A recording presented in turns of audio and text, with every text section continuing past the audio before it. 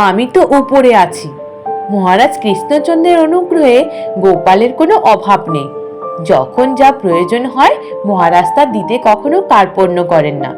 অনেক সময় গোপাল যে ভাঁড়ামির আশ্রয় নিয়েও মহারাজকে জব্দ করে পুরস্কার নেয় তাও নয়। তবে যাই হোক, মহারাজ গোপালের সব কিছু হাসি মুখেই মেনে নেন। কারণ কিনা জানেন? গোপালের ক্ষুরধার বুদ্ধির তুলনা নেই। মহারাজের অনুগ্রহে চাষের জমি, বাগান, পুকুর সবই করে দেওয়ার গোপালকে অন্য কোনো কাজ করতে হতো না। আর একমাত্র কাজ মহারাজের সঙ্গদান আর হাস্য কৌতুক তাকে খুশি রাখা। তবে সবকিছু থাকলেও সেই পুরনো খড়ের চালের ঘরই এখনো রয়েছে। গোপালের বউয়ের অনেক দিনের ইচ্ছা পাকা বাড়িতে বাস করার, কিন্তু গোপাল কোনোদিনই স্বাদ পূরণ করার চেষ্টা করেননি। অনেক সময় বলেছে, গিন্নি এত ব্যস্ত হচ্ছ কেন, সময় হলে ঠিক হবে। একদিন কিন্তু গোপালের মনের পরিবর্তন হলো। ভাবলো তার বউ তো ঠিকই বলেছে, আমার তো মহারাজের দাক্ষিণ্যের কোনো অভাব নেই। তবে পাকা বাড়িটাই বা বাকি থাকবে কেন? মানুষের কথা বলা যায় না। যদি আমার হঠাৎ একটা কিছু হয়ে যায় তবে তো আমার বউয়ের ইচ্ছাটাই পূরণ হবে না। গোপালের বুদ্ধির অভাব নেই। ওই সময় ছিল কার্তিক পূজা। গোপাল কার্তিক পুজোর আয়োজন করে মহারাজ এবং তার সবার সব লোকেদের বাড়িতে নেমন্তন্ন করলো। গোপাল ওই দিন তার খড়ের চালের উপর বিছানা পেতে সেখানে অপেক্ষা করতে লাগলো।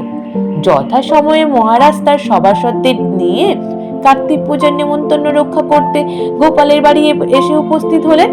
বাড়ির বাইরে সদর দরজায় সাদর অভ্যর্থনার জন্য গোপালের ছেলে উপস্থিত ছিল।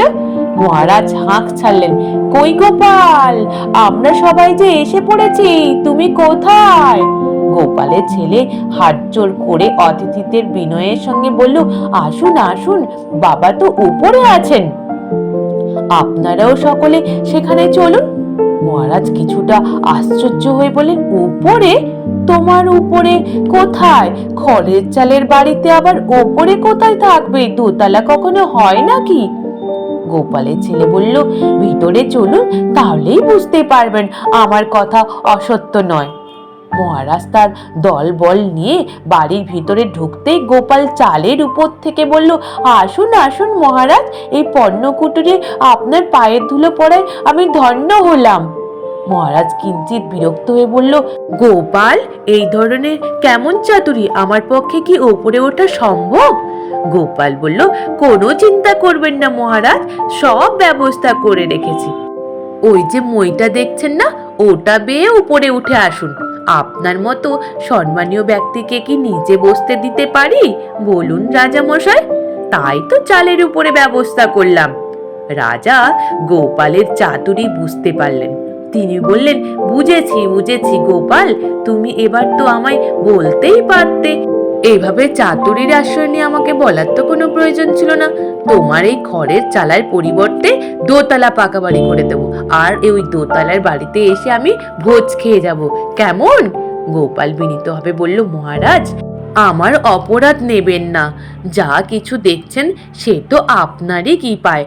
আমার গিন্নির জ্বালায় অতিষ্ঠ হয়ে আমাকে এই ছলনার আশ্রয় নিতে হয়েছিল। কত আর চাইবো বলুন, আমারও তো একটু চক্ষু লজ্জা আছে। মহারাজ হা হা করে হেসে বললেন, গোপাল ভাঁড়ের আবার চক্ষু লজ্জা?